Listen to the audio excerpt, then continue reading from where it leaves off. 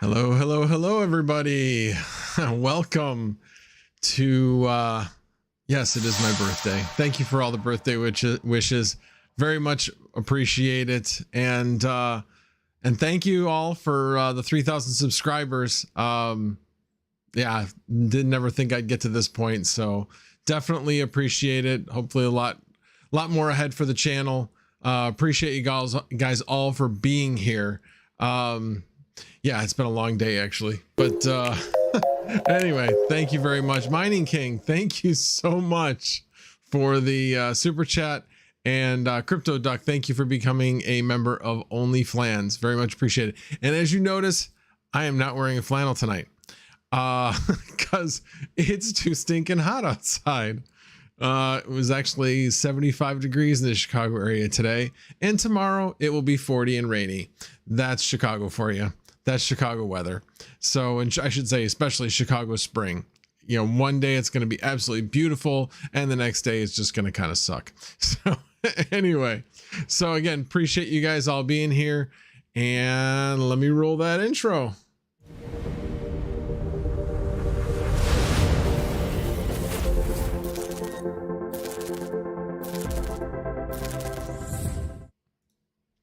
Alrighty, so got a lot of talk about tonight. I don't know why. It didn't seem like there was that much in the news, but just, I don't know, a whole bunch of things came up that I wanted to talk about. People were asking me some questions, and so I will go through a whole mess of things tonight. This one might be a long one, but we shall see.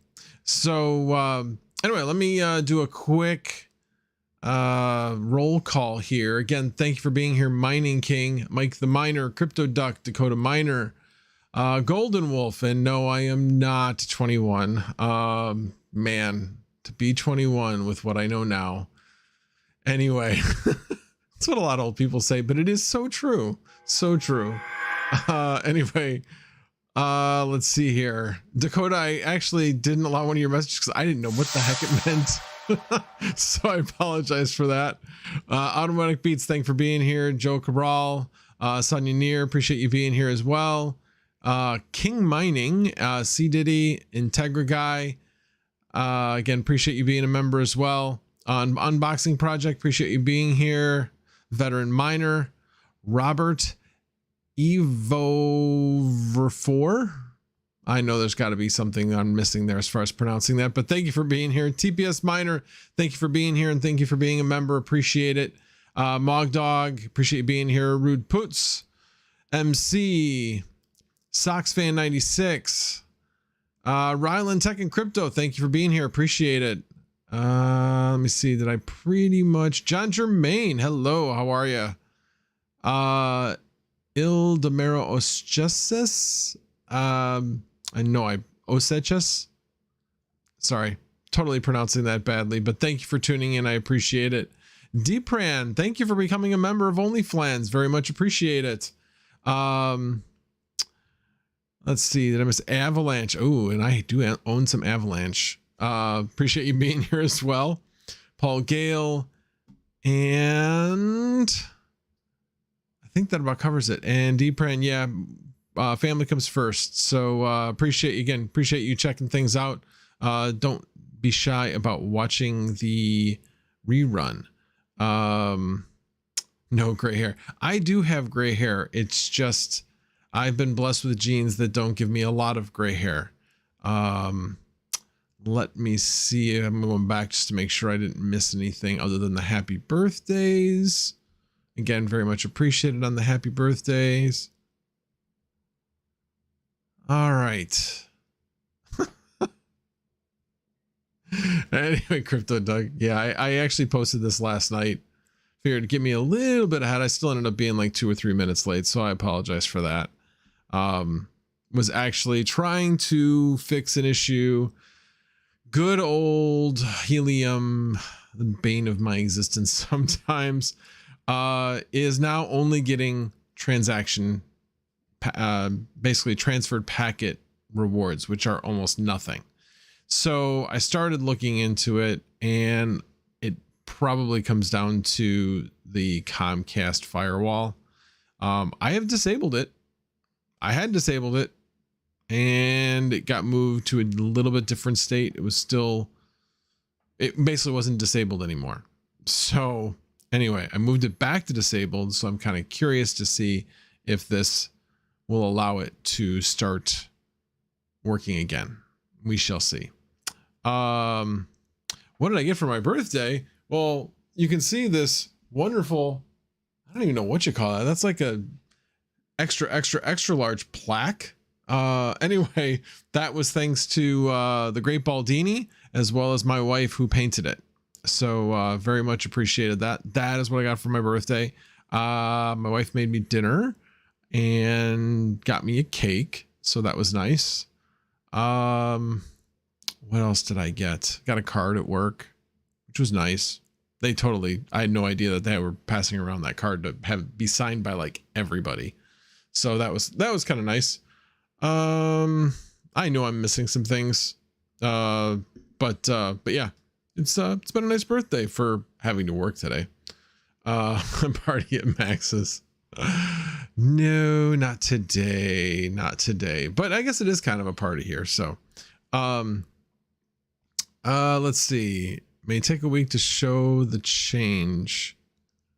It might take a week to show the change. I'm not sure. Wait a minute. I probably missed what you said earlier. What is going to take? I'm missing it. Anyway, yeah, if you can explain that, what do you mean it might take a week to show the change? Anyway, alrighty, well, let's start talking about some of the things I wanted to talk about tonight. So first off, we'll start with something a little bit lighter. So Flux nodes, you guys know I've been very interested in the Flux nodes recently, and have a Flux node literally sitting on my desk, little Raspberry Pi in an Argon 1 M.2 case. Love that thing.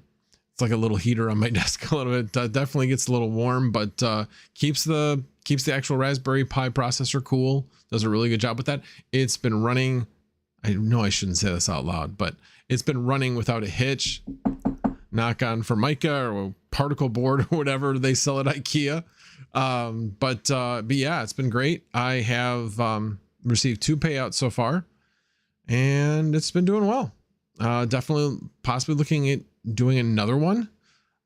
Either I may do a virtual private server this time. Haven't really decided yet. I'm kind of debating. Hey, DJ Mines, thank you for showing up. So anyway, but the big news this week was the Nimbus collateral halving. So last Sunday was the collateral halving for Cumulus, the Cumulus nodes. Now this was the collateral halving for Nimbus, the next tier up. So that went from 25,000 required Flux down to 12,500 Flux. So that basically puts it pretty close to where previous Cumulus node operators would have been before the collateral halving. So there's been an increase in the number of Nimbus nodes, not a tremendous amount, but yeah, it definitely has increased.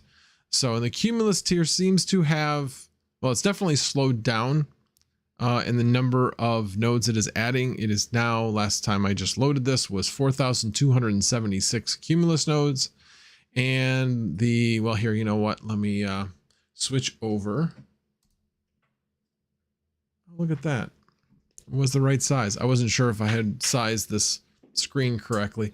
But anyway, so you can see up here, the Cumulus tier is 4,276. The Nimbus tier is 1,132. So what does that do to the economics? So what that does to the economics? Oh, interesting. They finally changed this. So for the longest time, they hadn't changed this particular screen to show that it was 1,000 Flux here and now 12,500 Flux here. So you can see that we're down to about $60. Oh, interesting. They also changed the cost of the virtual private server on here. It used to show like $7 or $8, which isn't realistic. It's more expensive than that. So with what I have, it's still over $60 because I don't have to pay for the virtual private server. So you can see that having virtual private server will eat away at your profits. The other interesting thing, sorry, going off on a little tangent here, is that somebody, and I'm sorry, I don't remember who it was that told me. It was somebody in my OnlyFans, I believe. It might have been Integra guy. Anyway, but basically it said that they were looking at possibly providing an additional incentive for people to actually run their nodes out of their home. So that would be pretty cool. That would give us a little bit additional payment possibly. That's all I heard. I don't know how, don't know when. I guess they're looking into it. So he stated that on the last, they do a Q&A, AMA type thing, power hour every week, I guess. And I haven't actually watched it. I need to start watching that. But yeah, so that'll be pretty interesting if they ever do that. But like I said, right now we're still above $60. So my total cost, like I said, is $250 in this thing. So I've got a break-even point of 4 months. Given the current number of nodes, it'll probably still continue to grow, and this will go down a little bit. But so my break even is 5 to 6 months, something like that. No worse than that. I mean, that's about when people really started getting into mining, when the break even point was that. Now, of course, you do have the Flux investment into this as well. You do have to have 1,000 Flux in order to run the node, so there is something to that. But anyway, it's been going really well for me. It's basically a set and forget. I don't do anything with it. I just let it run on my desk. Just had to make sure that I did increase the speed of my internet connection to 1.2 gig service so that I could get 35 gigabit up. And I will show you in a little bit where the actual speed and the amount of data stands as well. So give me a second on that. I don't have that up right now, but the Nimbus rewards have come down. They were over $500, I believe, like $550, and now they're down to $375. Again, that makes sense because they reduced the amount of collateral required. So anyway, lots of things going on there. Again, Flux continues to evolve in a good way, and yeah, definitely very interesting. Other things coming up with Flux, don't forget that there is going to be a snapshot for the additional 2 parallel assets that are going to be coming out at the beginning of May. So one of the things I have to make sure of is that I am able to, so I don't automatically get paid out the parallel assets from the node. I have to actually go in and claim them, and I do have to pay a fee in order to do that. So I'm going to wait for the parallel assets to accumulate so that I get paid out in Flux, and I'm going to do that right before that snapshot's taken so I can maximize the amount of Flux I've got. So I will be doing that. Yeah. So not so fast. Your broadband costs too. Well, I've got broadband anyway, but yes, you are correct. My broadband cost, I had to increase my cost by $20 a month. So yes, you could say, yes, there is that cost in there, but I kind of wanted to get 1.2 gig service anyway. It's really, really nice. Downloads are like really fast in comparison. I had 600 meg service before, so, you know, getting twice as fast pretty much. Not quite twice as fast because most of my ports are gigabit ports, so they don't quite get the 1.2, but they do get over between 900 and 1 gig. So definitely very happy about that. Actually looking at possibly getting some type of wired router and changing the wireless setup in our house a little bit, but that's little ways down the road. Need to accumulate some cash before I do that, because those are not cheap, I found out. So we'll be taking a look at that. I think I talked a little bit about that before. All right, well, let me pull up Putty and get myself logged in. I'm gonna take that off screen.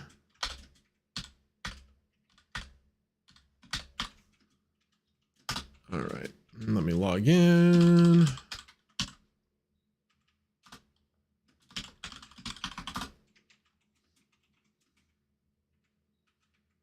There we go. All right. Let me. Oh, I hate it when I do that. I'll have to get rid of that, but let's do that. There we go. Okay. So, thanks to Johannes, who usually is asleep by the time we're doing this. He's on the other side of the world, evidently. But he is one of my members, and he has been very valuable with some information. So he basically told me about a little program I could get loaded on my Raspberry Pi called VNstat.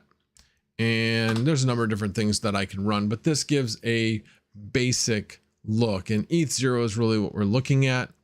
So yesterday, 95.79 gigabytes, I think is how they pronounce it. Anyway, it's a little bit larger than a gigabyte.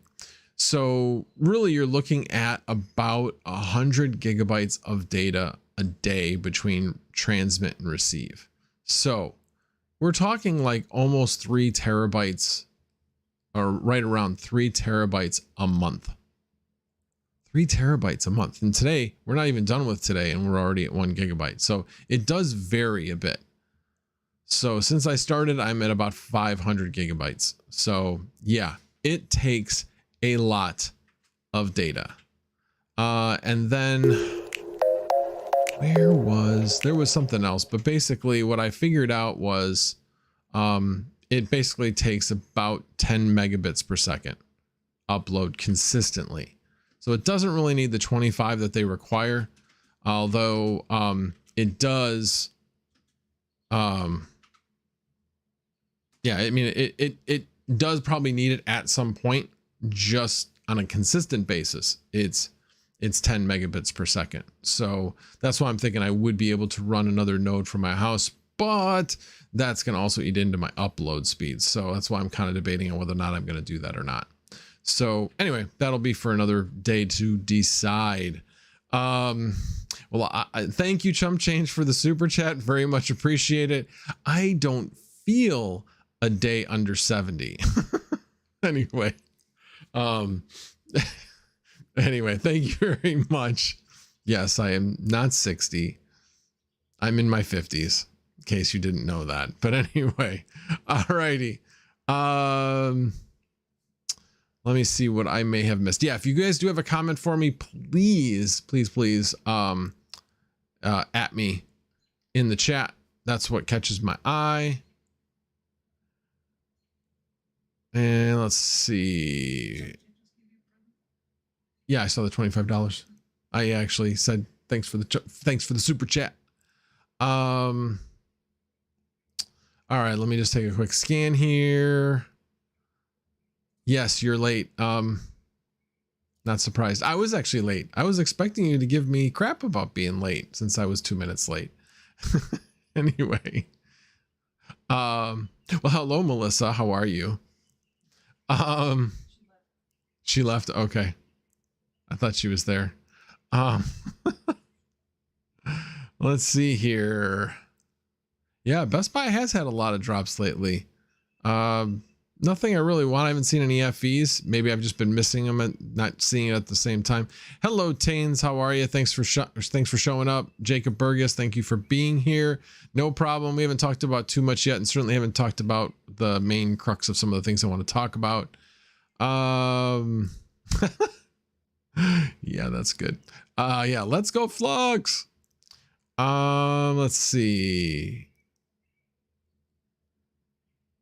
Yes, they are talking about doing incentives for bare metal nodes, yet to be determined. Yeah, that would be very cool if they did. Do I provide liquidity? I know how to create a node. How it fits into their ecosystem, that's the part I haven't really dove into yet. So I can't really answer that specifically, but I do not believe we are providing liquidity. It is a sort of staking. It is a sort of staking. So I don't know how to answer that. So that'll be for another day. Need a max voltage Raspberry Pi version. Yeah, that's not going to happen because I can't even get my hands on Raspberry Pis. Nobody can. You have to pre-buy it and then wait a period of time. And honestly, you're paying a premium for it as well. I don't really want to pay another premium for it. And Golden Wolf, I do not have fiber. I have Comcast at my house. That is the only high speed I have available at my house. I do not live in the boonies, but our town has a very strict agreement with Comcast, not liking it. AT&T is in this town, but they have a quota that doesn't allow them to expand further. So yeah, we have Comcast and that's our only option, which kind of stinks. Yeah, 1.21 gigawatts. Let's see what else. Oh, hey, thank you for being here. I thought I saw Baldini here. Did it just jump? Yeah, it jumped. Thank you, Baldini, and thank you for my birthday present again. Very much appreciate it. Let's see what else. Love you too, Chum Change. Thank you very much. I just did a test and I have 16 megabits up. Would I fail the benchmark? Yes. Currently, though, they're not doing a benchmark for speed from what I can tell. They're going to be changing that soon. So yeah, they require 25 and they say they're going to clamp down on it. So again, technically is greater than would 16 work? It certainly seems like it, but they're not going to allow it. I think they want quite a bit of overhead because they know people who are going to be doing this from their home will be using their internet. And so they want a good buffer, would be my guess. Have you received your H&T Gold hotspot yet or received the shipping notification? You know what? I did not see a shipping notification today, but I really wasn't looking that closely. Let me take a look. Now you have me curious. I have a couple different emails and I hadn't really looked at that email very closely. Let's see here. I didn't see it. Check this one. I think it was on this one. Come on.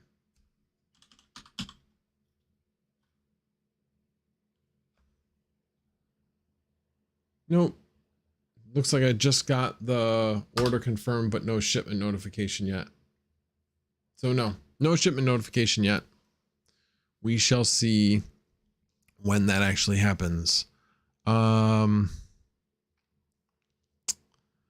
Let's see here. It's my idol.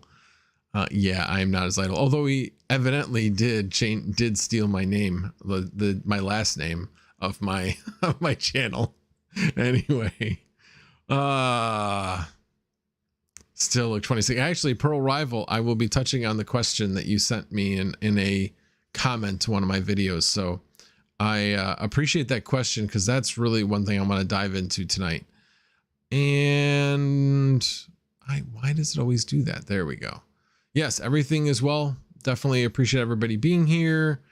All right, New England Crypto, thank you for being here. Red Llama Crypto, thank you for being here. Brian Hollywood, thank you for being here. Appreciate it. Alrighty, I'm only gonna be looking at ads because there's a lot of things going on. Again, appreciate everybody's comments. Maria Mining, thank you for the happy birthday. Yeah, I've heard of it. It looks to me to be very similar to like the SP North America models. It has the same form factor, so wouldn't be surprised if it was made by the same manufacturer. It just has a different top on it. So anyway, alrighty. Stop hogging the chat, chum change. Anyway, alrighty. Well, let me get into the question that Pearl Rival asked, and this has actually been coming up quite a bit in a lot of different YouTube videos about what's the plan going forward after the merge, all those types of things. And you know, Red Panda, BBT, Red Fox, they've all made, Seb has made a video. I mean, they've all made videos on what they're going to do.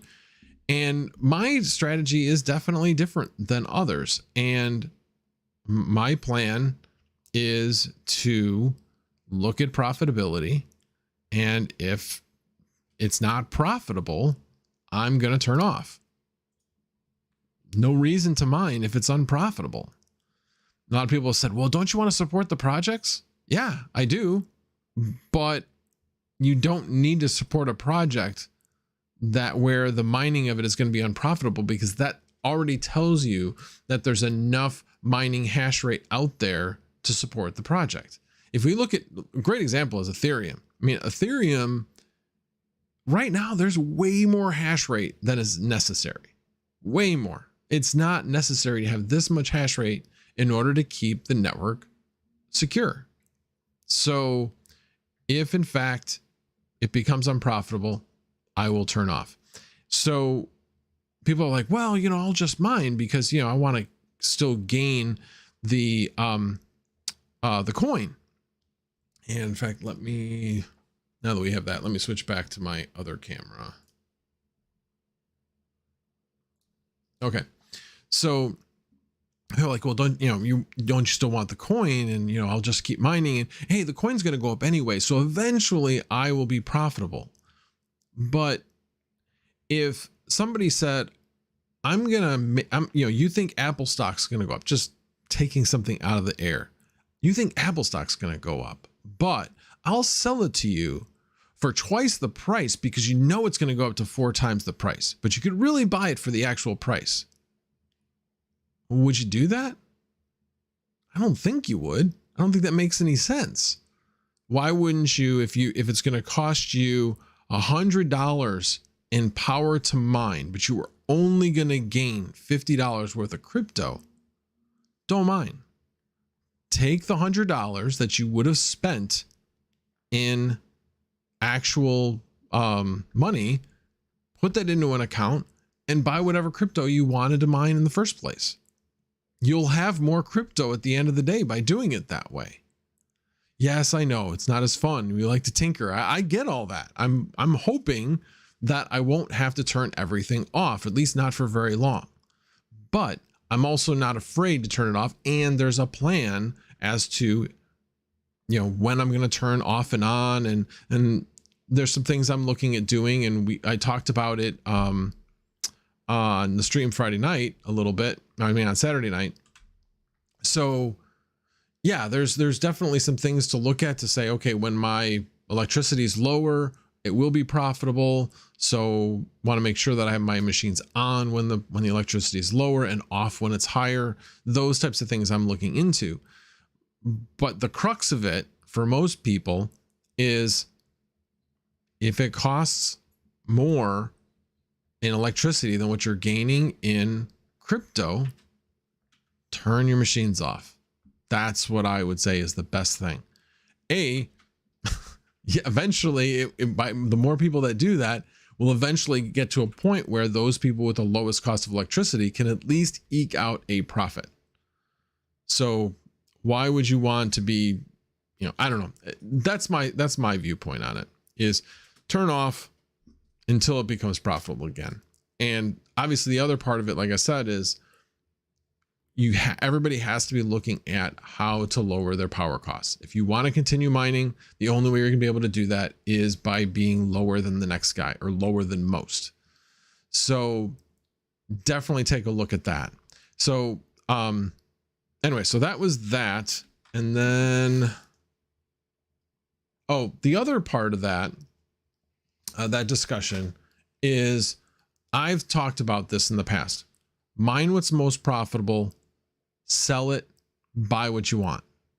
So in this case, Ethereum is the most profitable coin in most cases, not in every case, but whatever the case is, whatever GPUs you have, mine what's most profitable. If that coin isn't what you want, then just sell it and then buy what you want.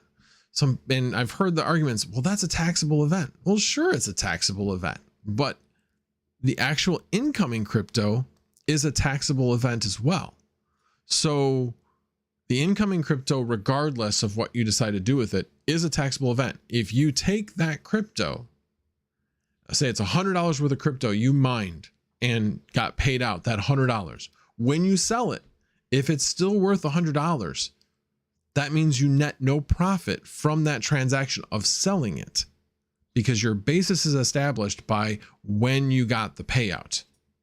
So yes, you have income on the incoming mining profit, but you go to sell it at the same price, you have no profit or loss there. Yes, it's a taxable event that nets zero taxable income. So that's not an issue at all. And then you go buy whatever crypto you want. Now you have a new basis for whatever crypto you just bought. And then obviously then your net gain or loss will be based upon when you go to sell that asset. So this is the reason why I talk about this, is always mine what's most profitable. If that's not what you want, in other words, I've heard a lot of people say, well, I don't want to support Ethereum. That's fine. Mine Ethereum, sell it, and go buy the crypto that you really want to support. That's going to net you more in the way of what you want. So is it better to mine, for example, I like Flux. Obviously you can see that. I don't mine Flux. I have a Flux node though. Is it better to mine Flux, or is it better to mine Ethereum, get your payout, and then buy Flux? It's certainly not any worse in my mind, because you're still part of the ecosystem by buying the crypto that you want. By buying the crypto, you're going to, in your own very, very small way, going to drive up the price. Oh, I love spam calls. And I love sending them to my Google call screener. I love that. Let's see if this person actually says anything. And then I'll put it on the floor so it doesn't distract me again. Oh, it is. It is my brother and sister-in-law calling to wish me happy birthday. Anyway, which she had already done. Anyway, do you want to text them and let them know that? Anyway, obviously you can see they don't watch my live streams, but they probably don't even know I have a channel. Anyway, hey, Big Wooly, thanks for showing up. Teaspoon Miner, thanks for showing up. And Sunflower Mama, thank you for showing up. I very much appreciate it. Love you to death. She is sitting right next to me. Anyway, so hopefully that kind of puts that to bed and makes it clear as to why I'm doing the things that I'm doing. Again, not financial advice. I am simply sharing what I do and why I do it. So Pocket Change, thank you. You didn't have to do that, but thank you very much for the super chat. Very much appreciate it. Hope the kiddos are treating you well. Alrighty, let me see what else I wanted to talk about. Where did it go? I had the window up. Bear with me here 1 second while I get that back up again. Dang it. Oh, there it is. Okay, now I've got it. All right, so I covered the Flux nodes. So ETH merge is one of the other things I wanted to talk about. I don't know if it would be for you, but it can be somewhat distracting when your wife is sitting next to you typing and you're just like, what is she typing in the chat? No, I know. Wasn't telling you to stop, but anyway, it's just like trying to not let it distract me. But anyway, so the ETH merge update. So, yeah, there's been a lot of news coming out. There's been a lot of people making predictions. All I can say is, I think they're where they expected to be. Does that mean it's going to be June? No, not necessarily, but it certainly means that I haven't heard any news that say June's not happening. As I've mentioned before, I believe it's going to be end of July, beginning of August. That time frame, kind of similar to 1559.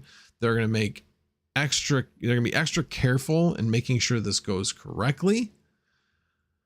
So yeah, that's kind of where I think they're at now.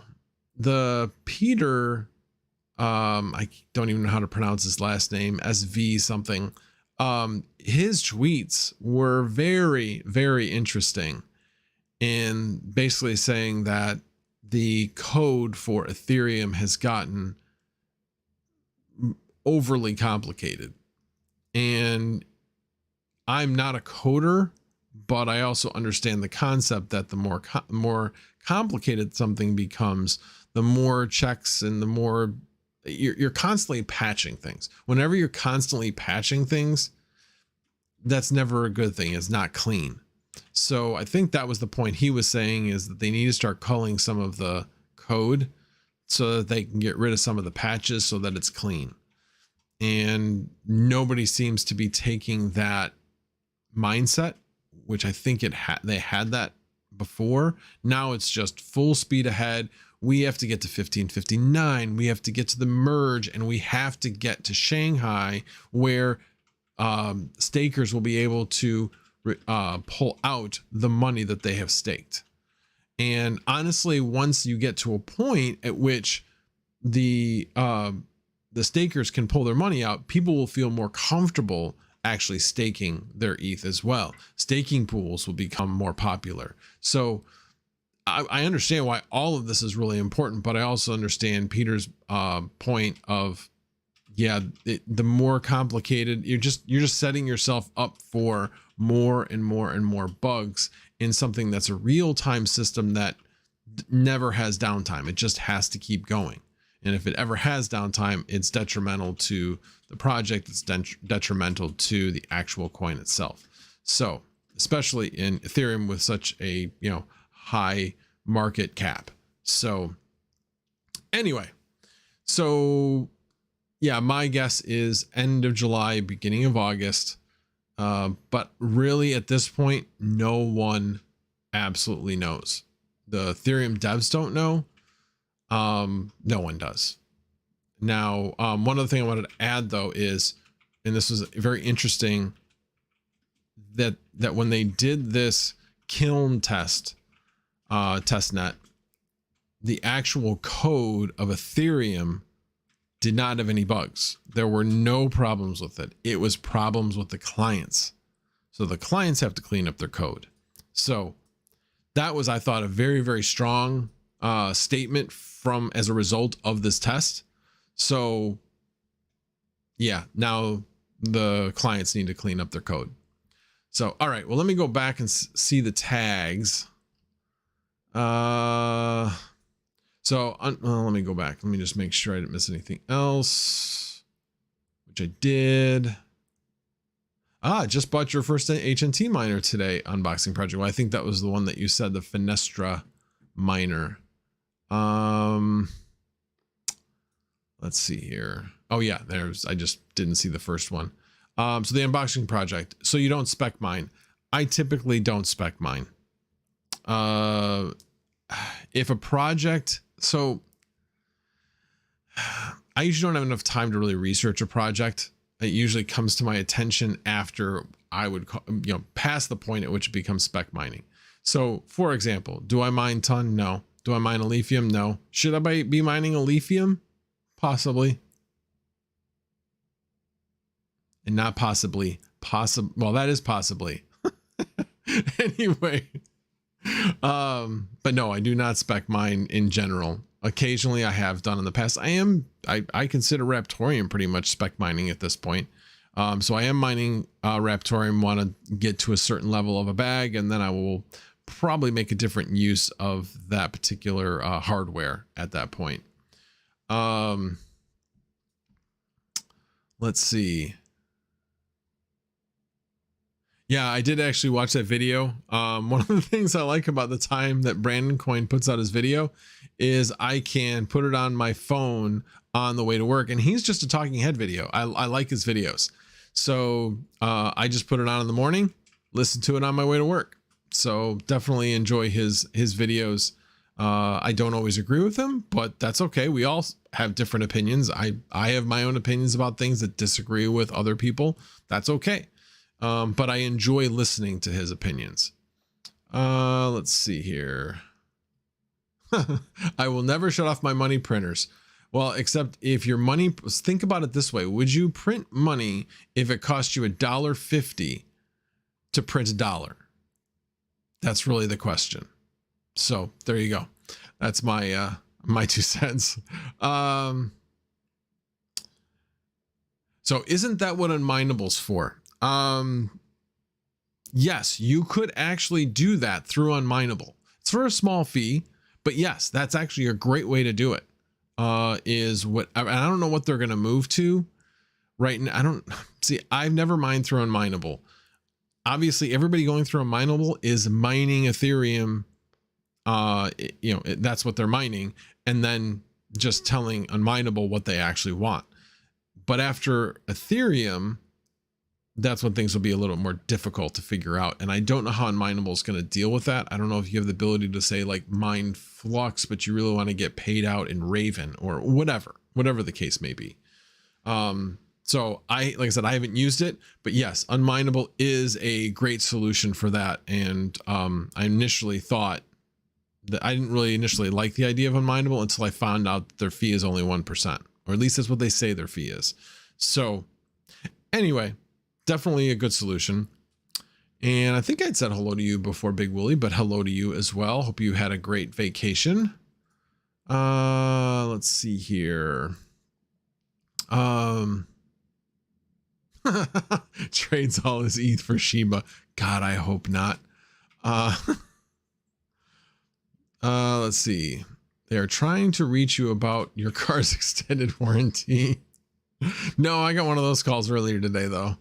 And they actually, well, they leave the message like halfway through because it's a recording. But yeah, actually was my brother and sister-in-law. My brother and my sister-in-law. Anyway, his wife.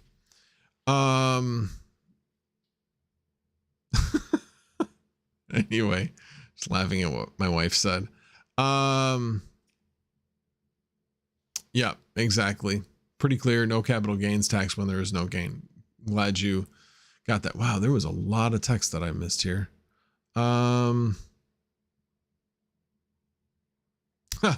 Yeah, unboxing project. I did actually think of that.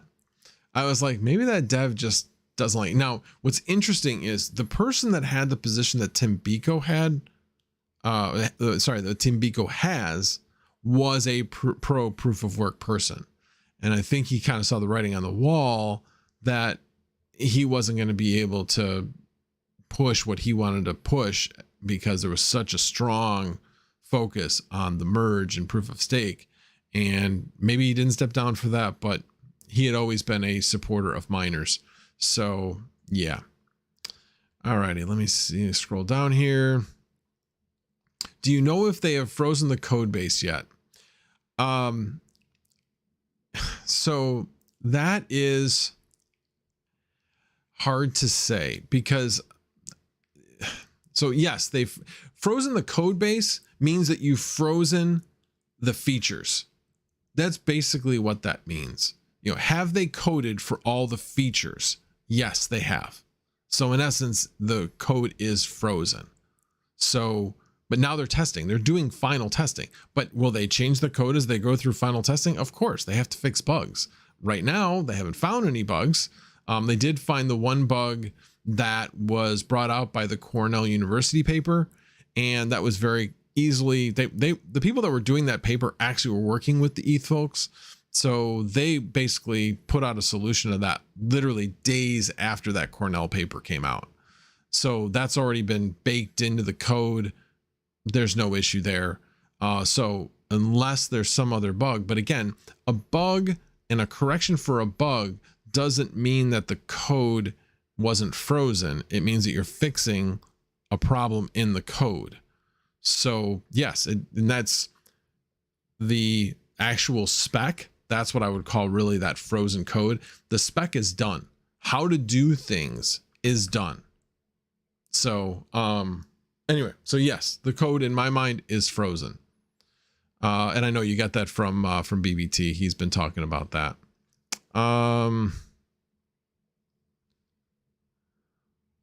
When ETH finally goes proof of stake, be careful. That means the internet has finally divided by zero. Okay. That's anyway, there's so many things that come to mind on that one. Yes, I did just grammar police myself out loud with possibly. Yeah, but I did it incorrectly. I thought I was wrong, but I was actually right anyway. Yes, the government does print pennies for 3 cents each. Yes. There's lots of things our government does that isn't very smart. That's just a very, very small example of something really dumb that our government does. Max is Y2K Anonymous. Oh, got it. Whose birthday is it? Got it.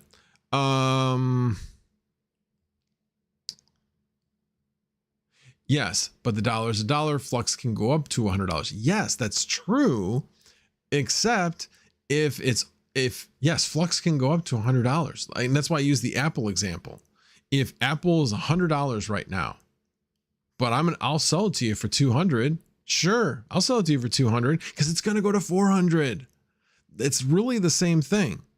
If I can mine ETH and get let's just say $10, but my Flux, if I mine Flux, I'm only going to get 8. Well, or let's just use easier math. I'm only going to get 5. Okay, so I'm going to get $5 worth of Flux. I can get $10 worth of ETH. Well, I'm going to mine ETH and get $10, sell it, and now I have $10 to spend on Flux. Therefore, I'm going to get twice as much Flux by mining Ethereum. I don't know how much clearer to make it. That is my strategy. That is what I do. I mine Ethereum and then I move things around to what I want to have. Like I said, I have some Cardano, I have some Avalanche, not a lot of Avalanche, but that's kind of was my newest not even major, but my newest kind of holding where I'm kind of keeping an eye on it, seeing where it goes, seeing what the news is around it, and may increase my holdings there at some point.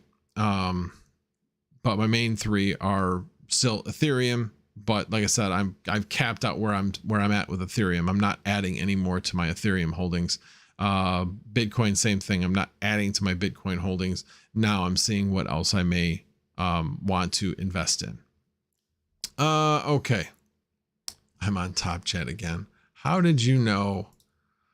Oh, you're killing me, Smalls. Got to remind me that right when you come in.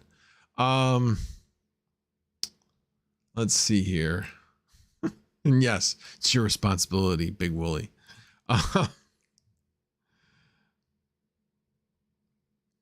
So Y2K Anonymous says taxes when you mine ETH and move it around, whereas unminable, you get taxed on the coin you want. Again, it's all based on timing. So you're taxed on the value of whatever you mine. So if you mine $10 worth of Ethereum, you're going to get, and that's what it's worth at that point when you get the payout, then you are going to get taxed on that $10. So whether you're taxed on Ethereum or whatever coin you're on, it really doesn't matter. There will be some things that might come into play this year. I'm not going to go into that right now, but in general, that still holds true. So again, not a tax expert, not financial advice, but just sharing with you what I, yeah, basically what I've been doing. Alrighty. Another country. Well, which country unboxing project? You got to let us know what country that is. I didn't actually hear that. Alrighty. So that was that. Let me, I gotta figure out which one of these I can use without doxing myself. Well, here, I will just pull this out of the way. Wanted to show you guys something. Again, kind of on the power side of things. Yeah, here it is. There we go. Okay. So you've heard me talk about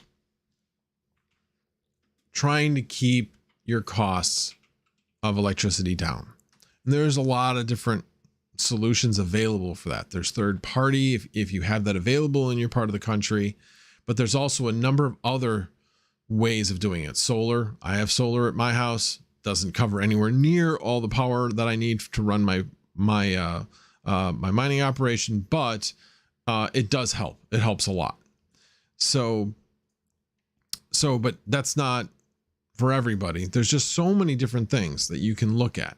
Again, third party power that could give you a lower cost for your power, variable power if you have that available in your area, especially if you're in Illinois. So one of our viewers actually just changed variable in Illinois, saved himself about 25% of his entire bill by switching. So yeah, so for us, we're very lucky we have that as an option. Not everybody does. But what I wanted to focus on here was, and I've talked about this in the past, was solar. Everybody's like, wow, it just costs so much. Well, it does, but you have to look at your part of the country to see how much it's going to actually cost you, because there's so many different incentives available. So this is a site that is a great site to use, Energy Sage, and they have a part where you can go through and look at all of the incentives that are available. This is just a general talk about the different types of incentives, but then at the end of here, you can actually click on incentives by state. So if we take a look at, let's say, Massachusetts. So what do we have available in Massachusetts? They have Solar Massachusetts Renewable Target, or SMART. This is a, I'm trying to think of what it is, but basically it's an incentive of energy you've produced. It's not a solar renewable energy credit. This is actually an incentive for what you produce as you produce it, I guess, but then they pay you it up front. Anyway, now I haven't looked into all the details of it. So the point of this is know that this is a resource for your state. Go take a look. You know, I was looking at Colorado, for instance. Not great programs. Not much available. Very regional. Not really much available. Tax exemptions for your property taxes. Yeah, that's a given with us as well. But one thing to know is this year there's a 26% tax credit that's available at the end of this, through the end of this year. They extended it through the end of this year. And going into next year, it goes down to 22%, and then it is not extended beyond that at this point. So if you're going to take advantage of it, now is the time, because we don't know what Congress is going to do with regards to this. So yeah, I actually was able to take advantage of this when it was 30%, because it was 30% in 2019 when I did it. So anyway, take a look at this. It's energysage.com. And you can click on things and get to where you want to go, to get to the point of what are the incentives available in your area. Alrighty, let me see what else I missed here. Malaysia is in talks of BTC/fiat. Oh, Malaysia, interesting. Rude puts nuclear power is best. Yeah, my HOA kind of frowns upon it. I've asked them, but they won't let me put a nuclear reactor in my backyard. You know, what are you going to do? Anyway, Rude puts, yes, I have solar for 10-year plus at payoff now. Well, awesome. That's great. So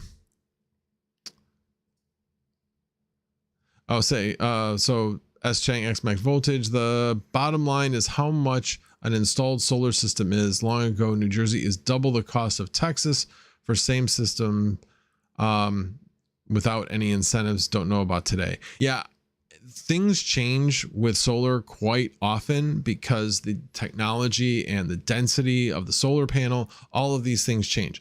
I could get a better system today than I had 3 years ago, where it would have more capacity. In fact, that's one of the, I won't go into the philosophical arguments of whether or not solar energy is good for the environment or bad for the environment. I entered into it from a financial perspective, not from an environmental standpoint. So, but one of the things to look at is at what point does it make sense to replace your panels, make them more dense, get a higher capacity inverter. So those are all things to look at, because at some point it does make sense, since you have the infrastructure already in place. It won't cost you anywhere near as much to replace the panels and replace the inverter, because the installation cost is basically, you know, you're not changing out the wires or anything. You're not actually changing out the racking that you have on your roof. You're just changing the panels out and you're changing out the inverter. So anyway, I read an article about that just recently, and it is pretty interesting to see that there's a lot of people that are starting to look at, okay, my panels still work, but they're at much decreased production, and the density that I could get and the additional power I would be able to get from new panels would it'd be more economical to actually make that change. Can you put a link? Yeah, I can put a link in chat. I'm assuming you meant the solar power, Big Wooly. I think that's what you're talking about. So there's the solar rebate program, all the different solar rebate programs. Actually, this one was Colorado specifically, which I know is what you wanted, but I wanted to put the more general one. Oh, shoot. Hold on. That's what I wanted. We'll put the general one that has all the states. So if you want to look at your particular state, you can look at your particular state. Let's see. So what you're saying is you hate polar bears. Yeah, You know, interesting you mentioned that. My wife watches a video. Where are they at? Oh, small town at the North Pole. Everyone is required to carry guns because of the polar bears. So I don't hate polar bears, but yeah, I'd be pretty scared of a polar bear. They kill people. So there you go. A 14-year-old was able to do nuclear in a shed. Where the hell did he get the stuff? Wow, that's kind of scary. Wow. Alrighty. What else did I have to talk about tonight? Mining pools profits. I did one. I know that Mining King had a video that he put out today where he gave me a shout out for that. Let me take this over here. Add another tab. That's for you, Chump Change. Oh,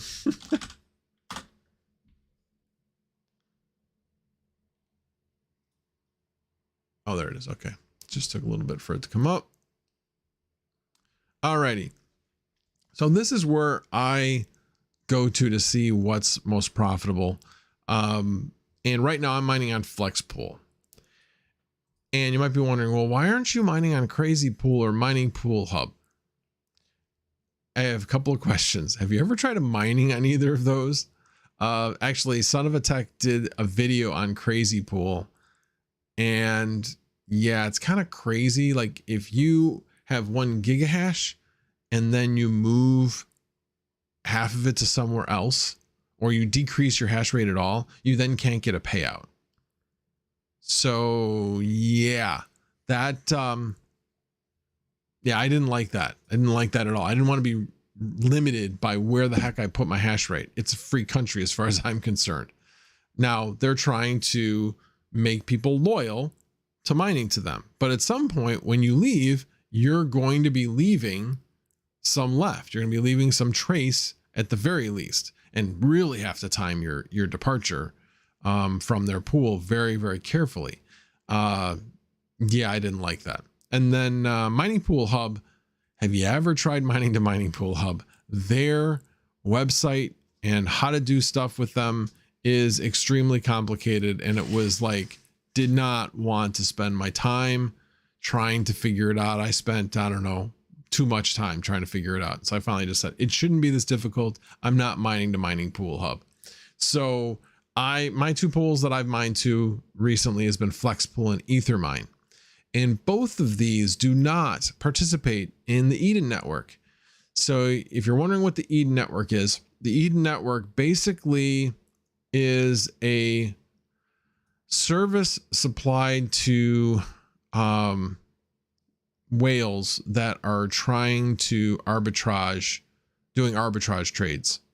You know, arbitrage, short version of it is if Ethereum is worth this plus 0.05% over here, and it's you know, it's that much more, 0.05% more over here, then you sell some over there and buy it back somewhere else for cheaper. But you have to be you have to really be careful in how you do it. Well, that's the essence of what an arbitrage trade is, or one example of an arbitrage trade. Well, with Ethereum, there are ways that you can take advantage of the network in that way. And all of the transactions are in the mempool. MEV, people would take advantage of the fact that all these transactions are in the mempool, and somebody would be able to, meaning the mining pools, would be able to get out in front of that and put themselves in a better position so they can steal that transaction from whoever had that idea. That's in essence what MEV is. The Eden network shields the mining pools from being able to see that, or anybody else who wants to take advantage of MEV. But Eden is partnering with mining pools in order to provide this service. That means the mining pools are profiting from that. Mining pools are very mum's the word on what they are earning from that. and they have not said anything that they're paying out those profits to their miners. So really it's, they can pay out whenever they want. What I've seen is, if you look at this list, 2 miners, Nanopool, F2 Pool, Hivon, they all are participating in the Eden network. So I don't think it's any surprise that their profits are lower. Now, what I have found is that 2 miners seems to be very much up and down with this. I feel like they are kind of playing a little bit of a game that when, and I have no proof of this, I'm just saying that if you look at the profitability, Hivon is always near the bottom, F2 Pool is near the bottom. I mean, really what you're looking at, and 2 miners will even go above Flux Pool and Ethermine at times, but then also go to the bottom. So I think they're playing a little bit around about the Eden profits, where sometimes they may be paying them out and sometimes they're not. When they see their people are leaving their pool, they may start paying some more of those out to attract more people through higher profitability. So that's what I've seen. While the other ones just don't seem to care. They're just always where they are. Hivon, you know what? They must be doing something right, because last time I checked, they were still number 4, maybe even number 3, as far as the size of the pool. But no, I will not be mining to Hivon. You make significantly less with Hivon. Go watch Mining King's video that he put out today. It was a good video. Anyway, so I did want to share this. So definitely I am currently mining to Flux Pool or Flex Pool, and we'll continue mining there. I've been very, very happy with it. And overall, it has been profitable, slightly more profitable than Ethermine. Again, they're both very comparable. You're only getting maybe 1% or so more, maybe 2% more with Flex Pool. But I'm supporting the smaller guy, and they've been very reliable recently. So, oh, I'm not sharing my screen, huh? I forgot. All right, let me change that. Alrighty, there it is. So, as I was saying, Crazy Pool, Mining Pool Hub are at the top. Flex Pool, Ethermine, 2 miners, all of those are near the bottom. Does that mean I also wasn't sharing my screen when I was going over the solar rebate incentives? Probably not. I probably was not sharing my screen. So anyway, this is the website that I was talking about, energysage.com. So, alrighty, let me go through the chat. I think I may have hit on, oh no, I have one more thing to hit on as well, but let me check the chat first. Golden Wolf, thank you very much for being here. I will definitely have a good night. Again, appreciate it. Unboxing project. If you lived in polar bear land, would you carry an AK or an AR, whatever? I'm sure that's what he means, or Remington 700. I honestly would probably carry, you know, see, I don't know. I don't know what would be best at stopping a polar bear, a shotgun or a rifle. Oh, so she's saying you have to shoot at them. You can't shoot them. I guess it scares them. And then I would probably take a shotgun, because they make a lot of noise, and I'd probably, I don't know, back when I was shopping for shotguns, I would probably want a semi-automatic shotgun, like a Benelli would be probably the thing. If I had to take one thing, I'd probably would love to have a Benelli. Anyway,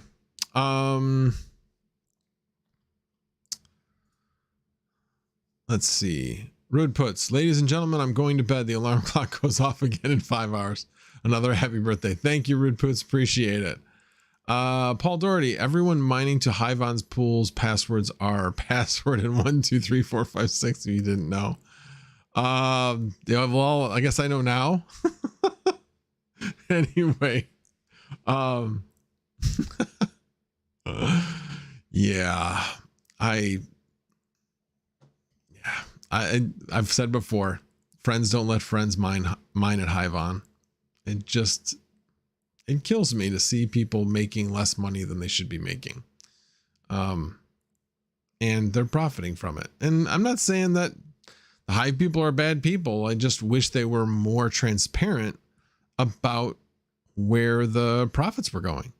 They basically called mining pools profits a lie, but people that I've talked to that have been mining at Hive basically have confirmed that, yeah, they've been making less there. So yeah, and the Mining King actually is doing a test. So hopefully we will get a test result from him. And as I kind of talked to him about it and said, well, you can't compare like 1 month to 1 month because the hash rate changes. You have to compare where, on mining, something like mining pools profits, are you getting what Hive says that you were supposed to be getting during that period of time? And then comparing that difference to when you mine at, say, Flexpool, which he's currently mining at, and see that difference to see if they are consistent. Like, let's say you mine at Hive. Excuse me, I need to take a drink.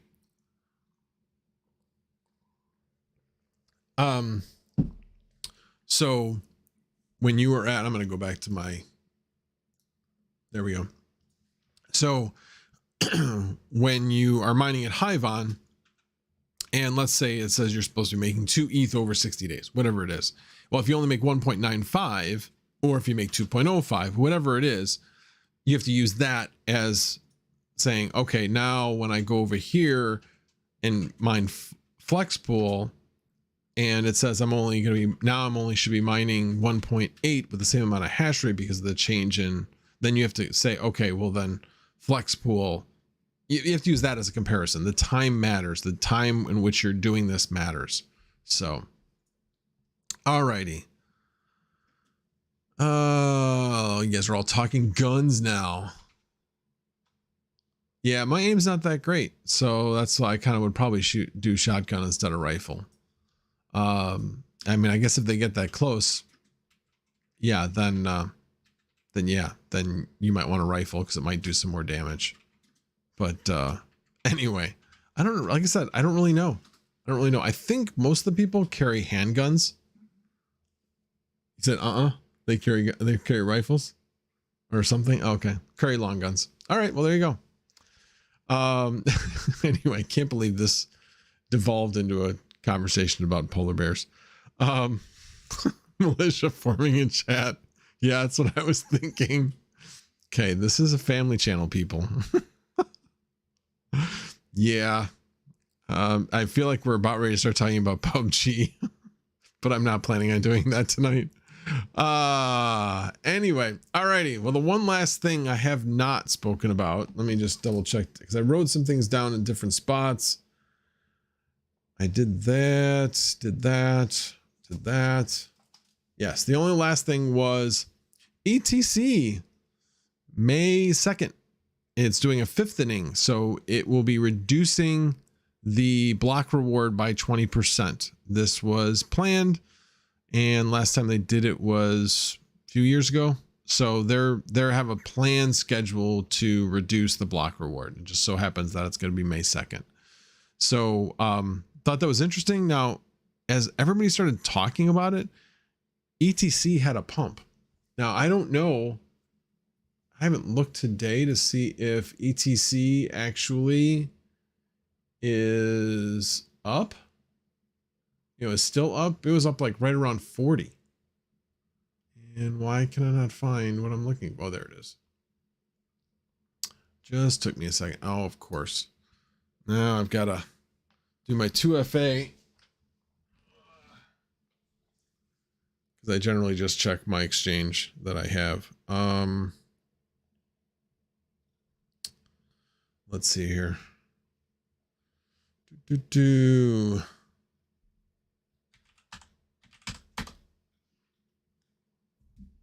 Alrighty. Now let's go to the markets. Guess I could have just gone to CoinGecko or something, or Coin360. But let's see. ETC. Go to my favorites. There we go. ETC. It's still up almost at 39. It held its own. So yeah, it had a serious pump. We'll see if it stays there. But yeah, that would be very encouraging. It certainly popped it up on the profitability, that's for sure. Yeah, unboxing project. Everybody was thinking it. You just said it, so that's fine. Best wallet for ETC. ETC is so much, you can pretty much put it in any wallet, you know, Koinly, Trust Wallet, Zelcore, you name it. So it's not so much what's the best wallet, it's what are you most comfortable using. I use Zelcore. I like Zelcore.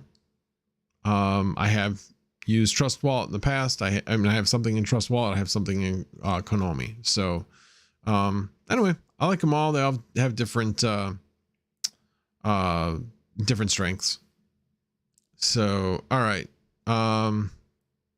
Mining King, just got back from making my dad dinner, but I was listening. Appreciate the shout out. Thanks, Max. Yeah, no problem.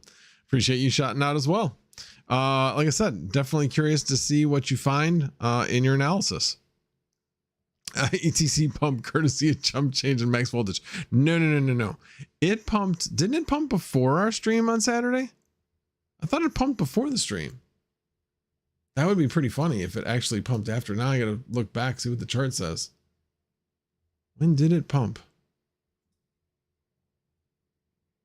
Yeah, it pumped on Saturday. Like at like 1 o'clock is when it started. So well before the stream. Yeah, well before the stream. So yeah, anyway. All right, what do you guys? I was sleeping. Was ETC the sleeper coin? Yeah, I'm kind of curious to see what it does. I mean, it's been following a lot and almost like stealing the code from Ethereum. So it basically has the same functions. The only question is anybody going to use it? All right. So Jay Lazare says, have you tried yield farming, providing liquidity? I have not. I have not tried to do that yet. Not saying I won't ever, but I have not yet. Why do I have Jock Jam's pump up music in my head now? Dang you, Max Voltage. The music's not still on, is it? Can't be still on. No, there's no music playing. I guess if you watch the beginning of it, I suppose. But thank you for being here, hobbyist. I appreciate it. Yeah, it's up like 35%. Definitely pumping. Like I said, I'm really curious if it's going to be able to hold that level. Or if, you know, if it's just going to continue to consolidate for a long period of time. Right now, I would say with where it's at, consolidation shows that it, you know, developing that new, you know, level, the base level, and hopefully it goes up at least a little bit from here, developing some support at this level. So yeah, could be very interesting. I don't really have much. I've been mining it with 1.580, so I don't really have a lot of ETC, but I got a little bit. Jay Lazare, do you think ETC is the best bet to absorb the most hash rate after merge? Also, do you believe the merge is one time? Not sure what you mean by do you believe the merge is one time? Well, the merge is only going to happen once. It's going to be one and done. No more proof of work on Ethereum. Are you asking, are there going to be other coins that will also move from proof of stake, or sorry, from proof of work to proof of stake? Yeah, I don't think there's any others that are looking at that. This has been in the plans for Ethereum for a very, very long time. I don't think others are planning to make the same move, but doesn't mean that, I mean, things change. So it doesn't mean that they won't, but the criticism that most other coins have made of what Ethereum's doing is it will make it more centralized. There's really no question. They will make them more centralized. These nodes are going to be run at things like AWS, Microsoft Azure, all of these cloud computing VPS companies. There's going to be not so many people running nodes from home. Now, with that said, they have started to push doing Ethereum nodes on a Raspberry Pi. So I thought that was pretty interesting. So there is a solution for that. You can do that. All right. Oh, so the first question though was, do you think ETC is the best bet to absorb the most hash rate after merge? Again, it really depends on where the value of the coin is. What's the price of the coin? The more coins that pump, those will obviously be able to absorb more. The other part of it is ETC, the ASICs that are on Ethereum. Rumor is they can all be reprogrammed. They can all be reflashed so that they can mine ETC. That is not a good thing for anybody that wants to hopefully switch their GPU miners over to mining ETC. If all of these ASICs only have one place to go, and that's ETC, yeah, not a good thing. There are obviously other Ethereum coins. ETH, the ETH algorithm. There are other coins that are on that. Calypso, I think, is one of them. There's a number of different coins that run on the ETH algorithm. So obviously the ASICs will be able to run on those as well. So ETC, I probably don't think so. Right now, I think the best positioned is either Flux or Raven, probably evenly between the two. Ergo, it's still a small project. It won't be able to absorb as much, but it will absorb some.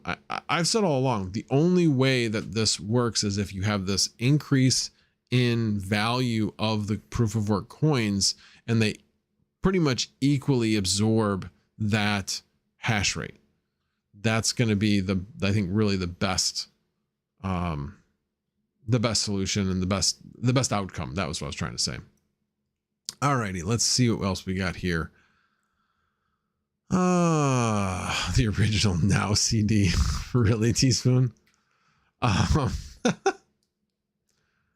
Let's see here. I'm not seeing too many ads. Okay. Jay Lazar, I meant to say if you think the merge will occur on time this June. Okay. So, I think there's going to be something that will come up late that will push it out. People will want to be cautious. I think June's a little aggressive. I'm thinking end of July, beginning of August. But any way you look at it, it's still a guess. That's all it is. But it's coming. It's coming. I don't believe it's going to be December. I don't believe it's going to be next year. Nothing that's being said would make me believe that that's where the direction of Ethereum is at this point. So, yeah, it'd be nice if they would keep those ASICs off the network. But their only direction at this point was going to SHA-3 to allow ASICs. So that's the other part of it as well. They've been talking about going to the SHA-3 for quite a while, and it almost looks like they're in cahoots with a company that is making SHA-3 ASICs. So yeah, Callisto, not Calypso. Callisto. I knew I didn't have that right. But yeah, there you go. Metaverse, Callisto, Etho, Expanse, etc. all run on the ETH algorithm. Yeah. So ETC believes in code is law. Well, except they want to change to SHA-3. So is code really law? Yeah, I don't know. They certainly were code is law when it came to whether or not they wanted to go backwards in time when there was a problem with the blockchain. Ethereum Classic just said that they don't think that that's what they should do, while Ethereum, what we know now is Ethereum did, and that's what ended up happening, and then Ethereum Classic forked off as a result. So, little history lesson there. Caution is the coward's cough medicine. Never heard that before, but that's a very interesting quote. As I take a drink to stop myself from coughing. And thank you, 56, for the super chat. And let me just double check to see if no. So appreciate that. Hope you're having fun doing your taxes 56. Anyway,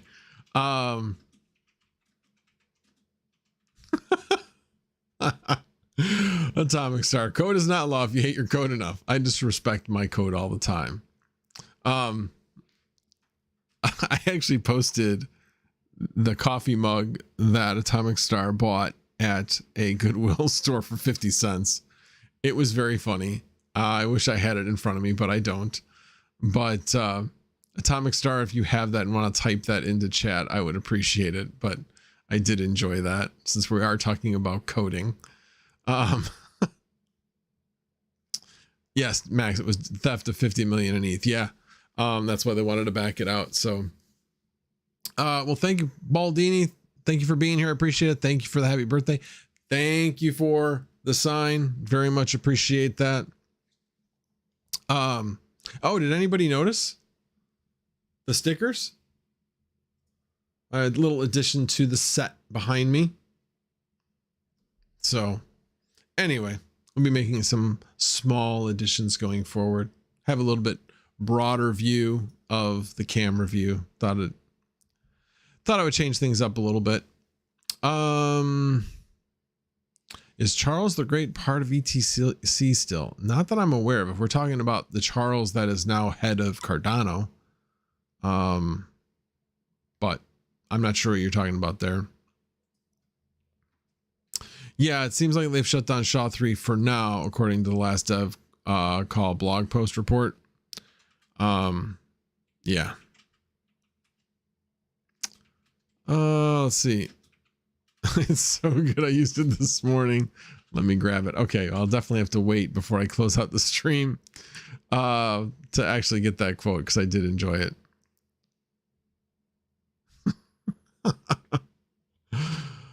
Alrighty. Any other questions out there for me before we call it a night? Actually, I should check on that. I'm done with that. All right, good deal. Yes, Charles Hoskinson. Yeah, I don't think he's involved in ETC. He's totally involved in Cardano at this point. You heard he was back involved with ETC. Interesting. That would be really interesting. You know, say what you will about the guy, but he seems to have the respect of the crypto community, even though he's a little eccentric. Yeah, interesting. Okay, Atomic Star Mug says, software development process. 0. I can't fix this. Actually, it says I can't fix this. S 4-letter word. 1, crisis of confidence. 2, questions career. 4, questions life. 5, oh, it was a typo. Cool. And it's on an upside down mug. Yes. She got that for 50 cents at the Goodwill. Had to buy that, of course. Will there be a flannel next week? I'm a little disappointed in the lack of flannel today. It was a little warm today. It was a lot warm today. Didn't expect 75 degrees at this point. So if my stream was tomorrow, I would have had a flannel on. So, but yeah, it was too warm for a flannel today. Sorry guys. Sorry to disappointment. There is still the flannel on the wall though. You know, the flannel right there. So there's still flannel represented. So it's still the flannel channel. I gotta find some lighter flannel or maybe just go to plaid in the summer. I don't know. Well, we're still hashing that out. No pun intended. So, but yeah, and now that I'm in here as opposed to out where I was, we're in a small room with 2 computers in it that both are hashing a good portion of the time. Now my computer's not hashing right now because I'm on this doing the stream, but hers is. So got a little heat being generated in the room. All right. So Unboxing Charger said Charles joined board of directors at ETC Co-op in 2020. Interesting. Yeah, it might be giving a little bit of guidance over there. Interesting. Flannel with no sleeves. Do they actually sell those? Flannel with no sleeves. That seems... Well, I mean, I could rip the sleeves off. Oh, you're basically saying get a flannel and like wear a tank top type of thing, like the cable guy? No, you will not catch me doing that. That is not an attractive look. You do not want to see me wearing one of those. That's for sure. Max, maybe I'll wear a flannel in your honor tomorrow evening. Well, I'll be wearing flannel tomorrow because it's going to be 40 and rainy. And when it's 40 and rainy, I want to have a flannel in the warehouse where I'm working. So, yeah. Didn't even notice the flannel on the wall. Oh man. Yeah, sleeveless flannels are only sold in the South. Well, there's this thing called the internet that you can probably buy just about anything and have it shipped anywhere in the country that you want. So yes, it's probably only sold in the South in stores, but I'm sure I could probably get one. Anyway, yeah, didn't Joe Dirt have a flannel with no sleeves? Yeah, and again, it was not a good look. I think it would take a few points off my IQ if I actually wore one of those. A flannel tank top would be epic. Yeah, not gonna happen. Gonna be flexing that flannel. Yeah, you, like I said, you do not want to see this in a flannel tank top. That's for sure. Yep, must be Chicago. Schaumburg, maybe. Go Super Dogs. Yeah, it's somebody naming a number of different areas and a particular hot dog stand called Super Dogs. But yes, I am familiar with all of those places. Good old Woodfield and Schaumburg. I'm 92% only here because there's wall flannel. Oh, good. Glad to hear it. MC with a mullet. No, I actually used to have a mullet as a kid, back when mullets were cool in the 80s. Yes, they were. They were cool. They weren't called mullets back then, though. They didn't call them mullets. Anyway. Alrighty, guys. Well, thank you very much for helping me celebrate my birthday. I very much appreciate it. And I will be here next Monday. I am going to... Still deciding whether 7 o'clock or 7:30, but I am going to try to continue at 7 because it allows me to actually get to bed at a decent time and actually get some sleep, as opposed to when I do 8 o'clock, it just kind of keeps me up a little bit longer. So anyway, so 7 o'clock next week. And again, thank you very much. Thanks for all the happy birthday. And you guys all have a wonderful night.